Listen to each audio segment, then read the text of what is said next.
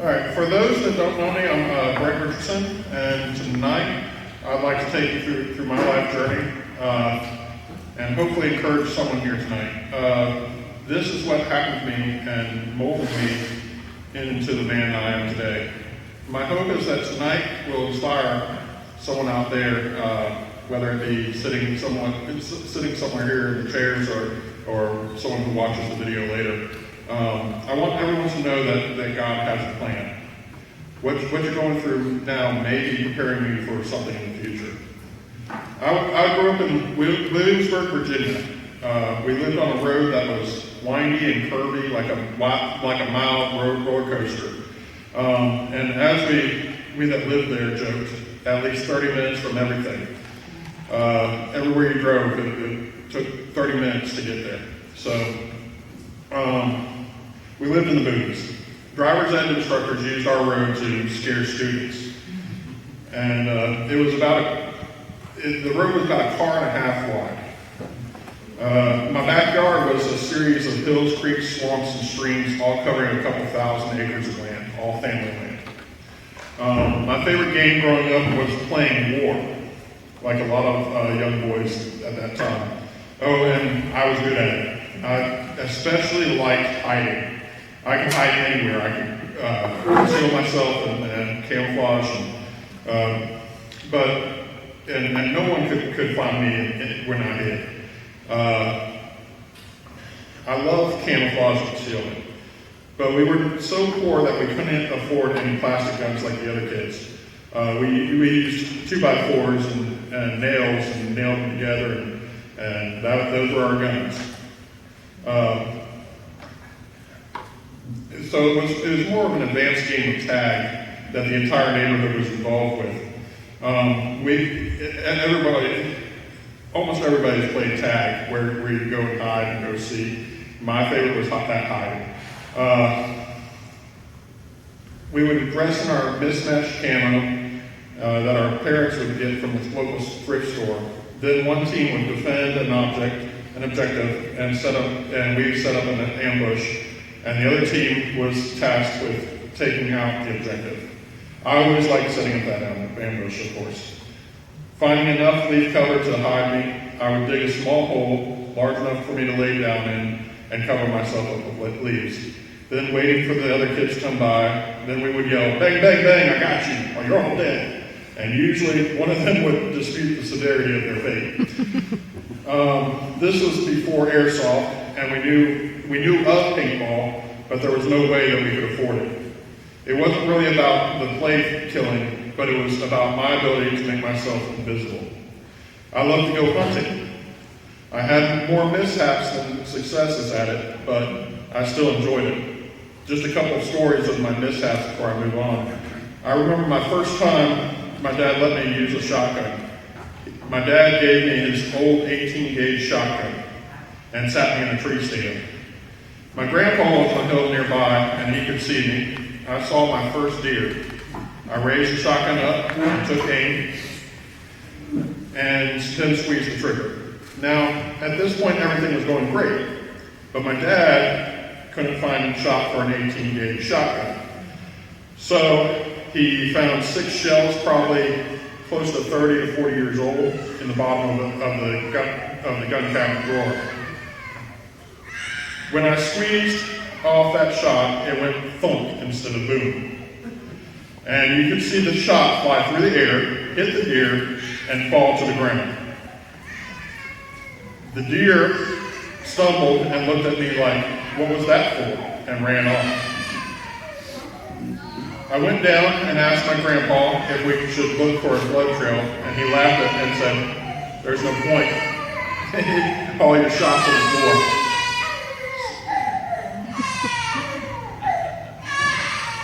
So later on in life, I took a trip. I wanted to do some duck hunting, and I got out into the marsh.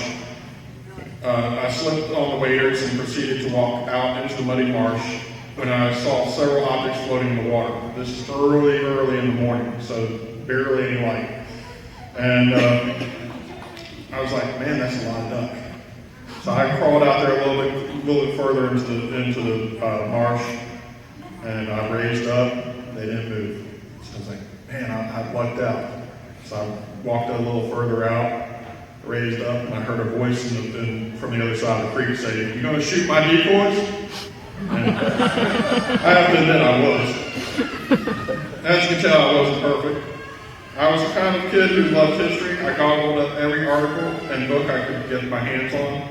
I even looked at microfilm. Some of you might remember those aggravating things, where you brought this tiny cylinder to a machine that you looked through, which 9 times out of 10 were out of focus and damaged. I especially love Civil War stories and American Revolution. And most of these books painted a picture that made war appear almost chivalrous. As a kid, I saw the number of dead and wounded, but it really didn't click in my brain how awful the reality of war is.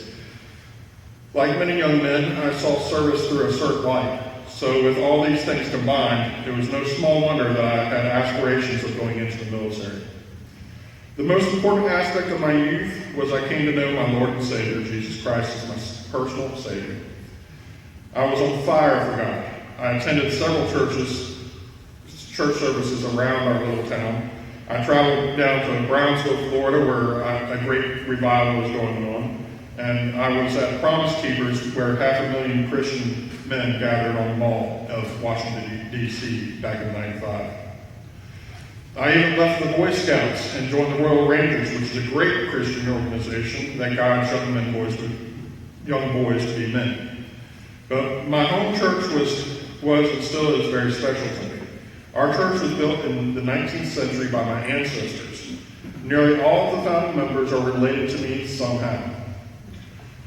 My grandpa, grandma, and great-uncle taught Sunday school there.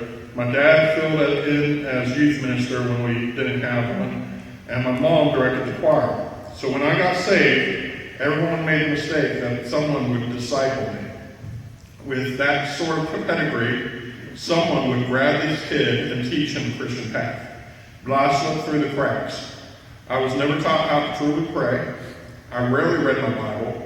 Most of the scripture that I received was from attending church or at Royal Rangers. So, though I was saved, I had no idea how to pursue my Christian walk. I never learned how to nurture my personal relationship with Jesus.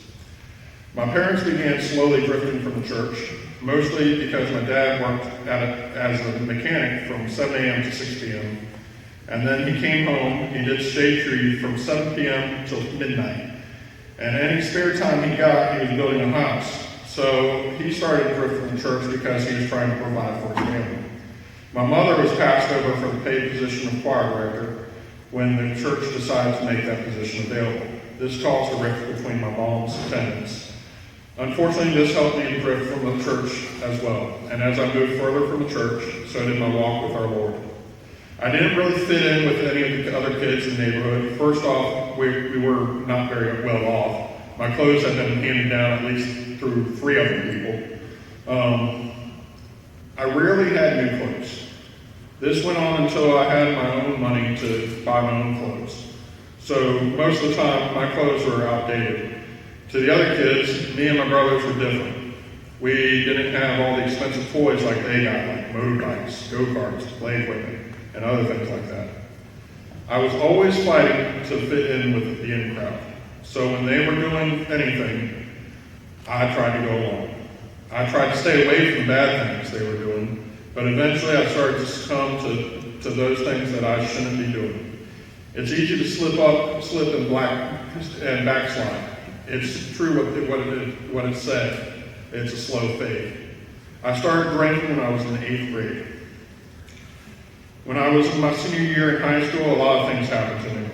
My brother surprised everyone and joined the Navy as an intelligence analyzer. While we were saying our goodbyes to him at the recruiting station, I took a moment to look at the recruitment posters. I knew I was going to join a branch of the military, and I wanted to be in a great outfit. For me, it was either going to be the Army or the Marine Corps. I looked at the posters, and the poster that caught my eye was this: a camera spread across his face, K-bar attached to his harness, rope slung across the shoulder, and holding an M16A2 service rifle at the ready. There wasn't a slogan or any catchy phrase, just the name of the branch of the military. It said Marines. And I knew where I was going to serve. I signed the papers at 17 years old. My grandpa was present when the recruiter came to the house. He had served in the Pacific Theater of World War II in the Army, and he said this to the recruiter. If you imagine the Japanese as bees in a beehive, the Marines were a stick. They would take that stick and stir up the beehive real good, making them angry. Then they'd send in the army. This story still didn't dissuade me. Back then I was a healthy, athletic teenager. I played several sports, center field in baseball, goalie in hockey, center in junior Olympic volleyball, and defensive end in football. I could run 3 miles in 19 minutes. Not the fastest, but pretty good. Shortly after signing the papers, I started what I called my summer of fun. But what it really was a summer of sin. I was living in sin. I moved out of my parents' house and into my girlfriend's. We would go to the beach and surf every weekend, party, and do all things we weren't supposed to do. So to recap so far, I love concealment, hiding, a student of history, athletic, and a sinner saved by the amazing grace of God, but living a backslidden life. Then October came, and I left for boot camp, Paris Island. When you're in boot camp, you're miserable, tired, and wrecked. But looking back at my time in boot camp, I was full of humorous situations. We had a drill instructor named PG. Now, most drill instructors had something they like to call House of Pain. PG called his the PG's Playhouse.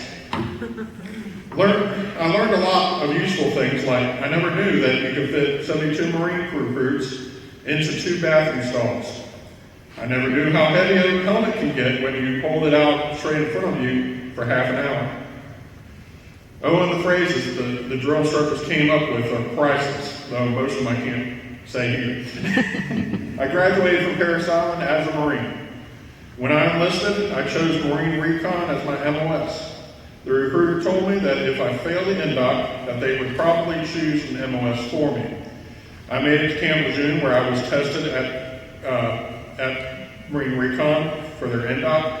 I took a small written test, and then we drove out to Onslow Beach and loaded my pack up with rocks, and we ran. I don't know how many miles it was from the beach to the pool, but it must have been over 8. When we got to the pool, we had to complete a swim qual with the pack of rocks still on my back. Then the final portion of the test was to retrieve a rock from the bottom of the pool. Now the trick was, there were 2 scuba divers down the bottom, and you could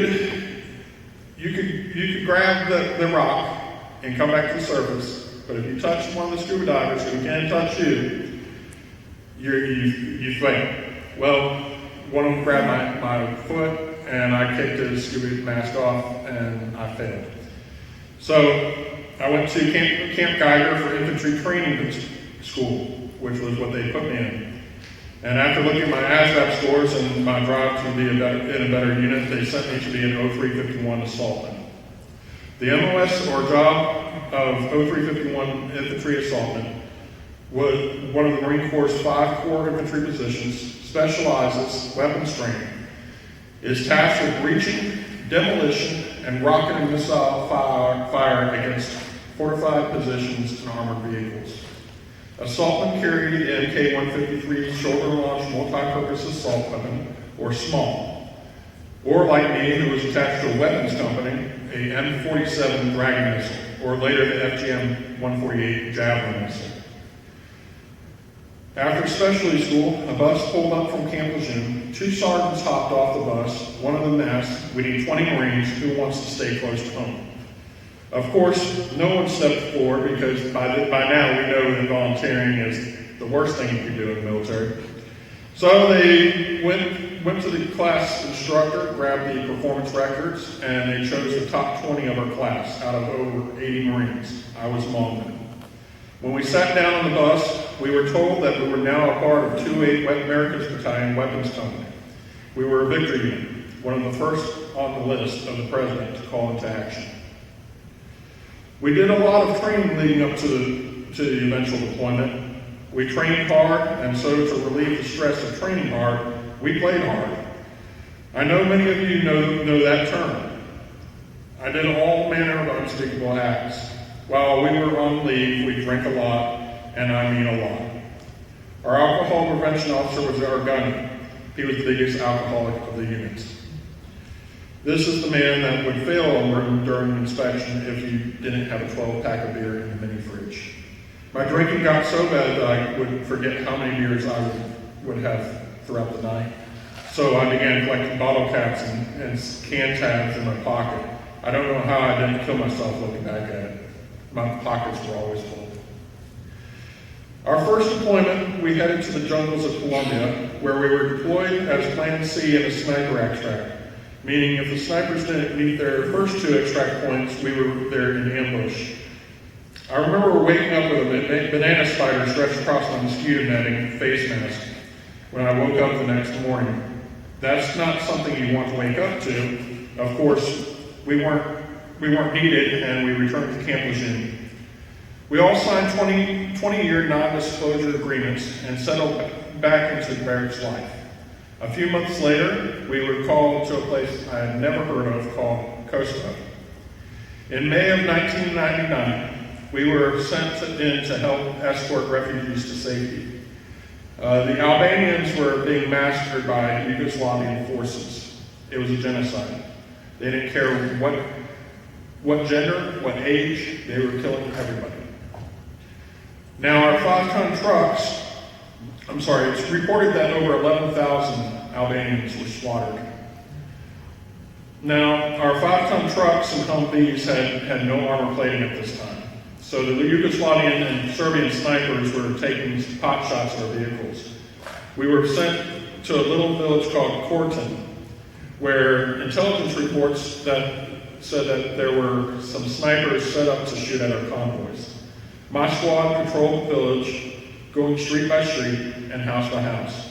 The village looked abandoned. Cars were burnt out and left on the street. Bullet holes were seen in the concrete. It was a war-torn area. I was running point. We passed a street that looked just like all the rest. A burnt-out car was parked on the other side of the street. I was nearly to the car when I felt and heard a round sizzle through the air and the report of the shot. I dove for cover behind the axle of the car. The next Marine in our squad was a few feet out into the street, and he froze. Our LT rushed forward and grabbed a hold of his H harness and yanked it back. Then LT and 3 Marines rushed down the street one of the streets before the street that we came to. He came back a few minutes later and told me to hang tight. The help was on its way. He told me to be ready to move on his go. About half an hour later, 2 Cobra attack helicopters came charging in. The first one strafed the building with its Gatling, and the second shot one Hellfire missile right into the enemy's position. Then LT said go. I made it to safety, and we were evac. 2 days later, we were sent back to Camp Lejeune, and I signed 4 non-disclosure papers. I wasn't even deployed long enough to get the Kosovo campaign ribbon. I only have 4 medals pinned on my uniform: the National Defense Medal, Expert at Rifle, Expert at Pistol, and the Good Conduct Medal. I remember going with friends to see their hometowns in late August, early September. I took a trip to Pensacola, Florida, and one weekend, and up to Connecticut next. Some of you know the stresses that travel can do to the body. My immune system was a little shot. And so in mid-September of 1999, I'm 19 years old now, Hurricane Floyd came through the North Carolina coast. The night of the hurricane, we were stuck in the barracks, had a bit of fun. We chucked a box of broken glow sticks out the window in the heavy gusts. Our plan was to see if we can see them the next night with our night vision goggles. I suffer from chronic ingrown toenails, so I cut one out that night. This usually gave me a temporary relief, and I did it often. Unfortunately, I didn't know that was the entry point to all sorts of diseases. So the next morning, all the streets leading into the base were flooded. This didn't allow anyone that lived off base to come into work. So for the most part, our command structure was stuck out off base. So the NCOs decided to go for a boots and use run, which is we wore camo pants, our PT shirt, and combat boots. The squad leaders trail in Camp Lejeune is a path that runs around behind the PX, Annex, and various other businesses.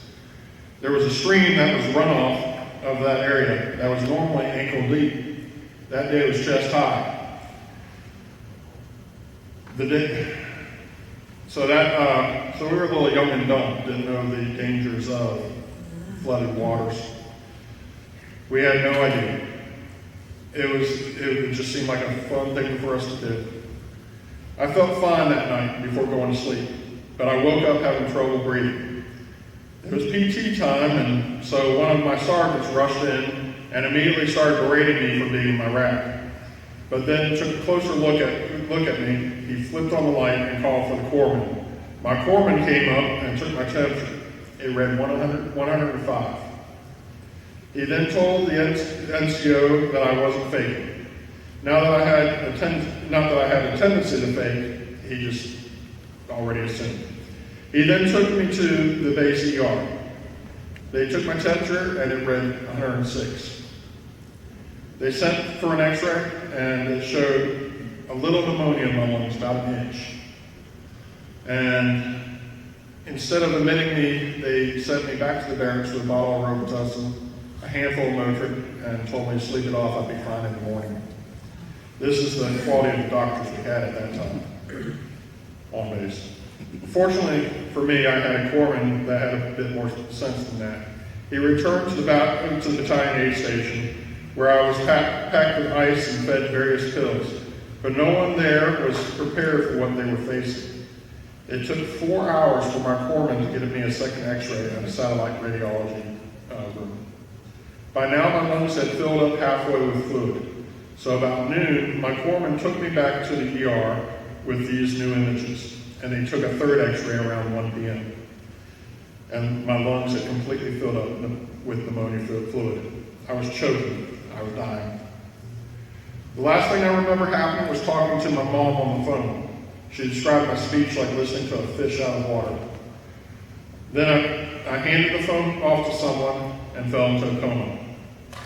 I didn't wake again until the first week of November. The brain does funny things to protect itself. I had a running dream that felt so real. My brain had created a world, a whole life inside my head. I was deployed up to an aircraft carrier. It felt like a few years had gone by, but only a month and a few days. I think my ears picked up the people talking to me and translated those things into my brain, such as my brother was coming from his station on the George Washington aircraft carrier, where he had been deployed in the Mediterranean. The virus that I had is hantavirus, a deadly virus that at the time had a survivability rate of less than 43%. The survivability rate just drastically decreases if the patient goes into ARDS, which is acute respiratory distress syndrome, which in severe cases alone have survivability rate of 45%. But combined together, the percentage of patients that survive hadn't had a case that had at that time. Chest tubes were inserted and I was put on a ventilator. Apparently I coded a few times on the table, but the doctors were able to bring me back. The doctors told my parents that I may have only a few minutes to live. I had several churches and individuals praying for me. I was told that my story was mentioned in the 700 Club, but I hadn't looked for the video. Then, miraculously, I recovered. I started to get better. They removed my first chest tube while I was still in the coma, and it woke me up. I spent almost 2 weeks in the hospital. I went into the hospital weighing 220 pounds. I was a muscular and fit, mean green Marine. I woke up from my coma weighing 105 pounds. I looked like a concentration camp survivor. I could take the crook of my cane and swing it around my thigh. After I woke up from the hospital, I hallucinated for about 5 days straight. I saw all manner of things, like cats all over the room with Sergeant Major Riswell, who some of you might remember came and spoke a couple years ago. I also saw him hanging from TVs. I saw him hanging from people. And the weird thing is that I'm a dog person. One of the hallucinations caused me to push the nurse's button, and this one returned to me several years later. So it is a pretty important one. The walls of the hospital room opened up, and behind the wall was a set of glass doors. Behind the doors were all manner of bad people from the past, Roman legionnaires, gangsters, thugs, murderers, and many more. They were trying to get in my room, but there was a shadowy figure holding the door closed. When the nurse arrived, I told her that the man needs help holding back the enemy. She told me it was just a hallucination. My lungs never fully recovered, and we found that something had broken in my eyes during the course of my hospital stay. My eyes could no longer see past bright lights, a condition called extreme photophobia. This condition caused me not to have the ability to drive up to this day. It took over a year of intense physical therapy to build back some muscle mass, but I couldn't do any cardio workouts, so I was medically discharged from the Marines. My new doctors in the civilian world told me that they would be surprised to see me live past my 30th birthday. Now, any normal person would have found that this incident would have been a huge knock on my head from that God was trying to tell me something. But I'm a Marine, and we're a stubborn breed. And instead, I started living like there was no tomorrow. This was my first knock on my head, though. I moved back to my hometown in Virginia, and I worked at a photo lab as an assistant manager, and the apartment complex I lived at is where I met my lovely wife, Carol. She was working for a bird show at Busch Gardens, demonstrating and handling eagles, hawks, owls, and even buzzards. And the show provided her with lodgings with the other cast members, and we had the same address number in the same complex, just different streets. One of her roommates showed up at my door, bags in hand, looked at me and asked, 1307 F? I said, yeah. She said, which room's mine? And started walking in. Fortunately, she had a good Marine who's not going to take advantage of that, and sent her to the right address, which she showed up, bags not in hand, and looking like a scared cat. But I met all of her roommates before I met Carol, and I visited very often with them because what's not to like it? It was an apartment full of girls, and they got me free tickets to Busch Gardens. So there were a couple drawbacks to hanging with a bunch of biologists. First, they were all smarter than me, but then you never knew what you were going to find in the freezer. I went to get home some ice one day and saw an owl staring back at me. And apparently the owl had died, and they were freezing the little guy to be shipped back to their organization, but they forgot to warn me.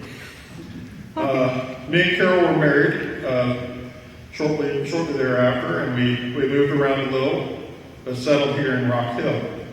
I still wasn't living a God-driven life. I was living better, but I wasn't living a God-driven life at all. I was living for myself. I was trying to drown my hurt and partying and drinking. I felt cheated. I was angry through. I prefer to use that camera. I hide through a perfectly concealed position. You can't see me, not the real me. The Mayo Clinic released a list of 21 symptoms of post-traumatic stress, and I have all 21 symptoms. I thought that PTSI was something that happened to guys in combat. I never saw anyone shot in front of me, no gruesome thing that the war brings. I couldn't have PTSI, but I did. In 2009, I started having this feeling that something was about to change in my life. I thought that it was a career change. I started looking into culinary school. We visited the campus of the Culinary Institute of America in Charlotte. We started the paperwork with VA to get education grants, but God has his own agenda, his own plans, and there's nothing we can do to stop it. Then I started to have dreams that were different than my usual nightmares. Remember the vision I had in the hospital, the wall opening up, and all those bad guys trying to get in my room. Well, the figure holding them back began getting clearer and clearer with each passing night. This reoccurred every night until he gave me a little more clarity. I could see scars where he was wounded when he died to take away my sins. I woke up and fell on my face and got right with God. I wouldn't need a third knock on my head. But God allowed a new tribulation to strike me. The virus either mutated or a second new virus struck me and ate away at the outer lining of my lungs. All the nerves of my lungs are damaged. It's hard to describe the pain that I'm constantly in, but God gives me the strength to carry on. He allowed this to happen so that he might be able to use me through my trauma. I'm a student of history, and if you look back through our past, God uses broken vessels. I didn't know how God was going to use me, but I knew he would reveal it to me. I was given the opportunity to learn how to cook from an executive chef. I took several months of one-on-one personalized training from him. Then I discovered a new world of flavors and recipes.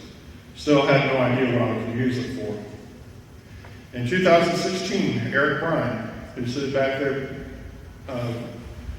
is who tells the horrible jokes in the beginning of our group.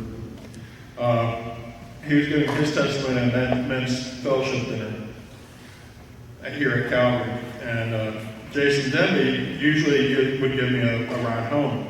But on this night, his brother, a fellow Marine, was there. Jason asked me to get Jamie to drive me home. We talked on the ride home, and then we were parked on the driveway, and before we knew it, the time had flown by. We had talked for a couple of hours. It was small things at first, and then deep thoughts, and all faith-driven. As I laid in bed that night, I thought about how helpful and therapeutic just hanging out and talking with a fellow veteran had been. I prayed to God that he would show me to a group that had faith-driven fellowship and veteran. I searched and I searched, but couldn't find one that met my criteria. That's when God revealed to me my path. So I formulated a plan and approached Pastor Reggie with a proposal. Then approached a couple of guys to help me to lead this, Eric and Billy. And we started small, just us and like 4 or 5 others. We would have Bible studies on Saturday mornings. Then we moved this to the third Monday night and added dinner. Then this thing exploded. Before COVID, we had over 60 in attendance. Now we're starting to get recognition from other organizations. We're looking for ways to better serve you all. We have the entire year planned out for 2022. And I invite you to look at the brochure table again, where we have the calendar for next year. Though I love serving all of you all actually minister to me. Through this ministry, you have shown me a fuller, enriched life. You all strengthen me, and I thank you. Not only for your service, but for your fellowship in events like tonight. I will continue to serve you all until the good Lord calls me home. He could have taken me home any time before my recommitment, while still in my backslidden way. But by his amazing grace, he kept me here.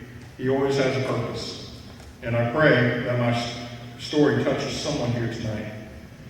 We have several things planned, like a trip to a fort that was built and used during the French and Indian War, and a trip to the beach in September. This is my story, my testimony, how God used a broken vessel for his glory. My prayer tonight is that if you think that you are in a backslidden situation, you are not too far gone to get yourself right with God. If you don't know Jesus as your Lord and Savior, I pray that you find someone to talk to tonight about salvation. You just have to let go of your stubborn pride and come to him in childlike faith. That's me.